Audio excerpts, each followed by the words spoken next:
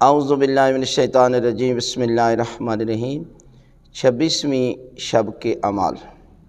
ماہ رمضان المبارک آخری عشرے میں داخل ہو چکا ہے اور یہ چند روزہ رہ گئے دن کہ وہ مہینہ کہ جس میں پروردگار نے انسان کے لیے کہا کہ اس کے ہر عمل کو قبول کیا جاتا ہے۔ وہ عبادت کرتا ہے تو اس کی عبادت کا ثواب زیادہ ہے، اگر کوئی ذکر کرتا ہے تو اس ذکر کا ثواب بہت زیادہ ہے۔ لہذا اس شب بھی 8 رکعت نماز جو ہے وہ پڑھیں، آپ 2 کر کے پڑھنی ہے۔ نیت ہر روز بتائی جاتی ہے، اسی طرح آپ نے نیت کرنی ہے۔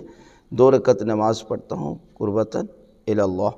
سورہ الحمد کے بعد 10 مرتبہ سورہ توحید ہے، یعنی اس شب میں سورہ الحمد کے بعد 10 مرتبہ سورہ توحید یعنی قل هو اللہ احد کی تلاوت کریں، اور اسی طرح دوسری رکعت میں بھی سورہ الحمد کے بعد 10 مرتبہ سورہ توحید کی تلاوت کریں اور 2 کر کے نماز کو مکمل کریں، اور نماز کو مکمل کرنے کے بعد تسبیح کا ذکر ضرور کریں، اور تسبیح کے ذکر کے بعد دعا مانگیں تو خالق کائنات ان راتوں کے صدقے میں، ماہ رمضان المبارک کے عظیم مہینے کے صدقے میں پروردگار جو ہے وہ آپ پر رحمت نازل فرمائے گا، آپ کی دعائیں قبول فرمائے گا، آپ کی توفیقات خیر میں اضافہ فرمائے گا، اور پروردگار آپ کے اور آپ کے والدین کے گناہ معاف کر دے گا۔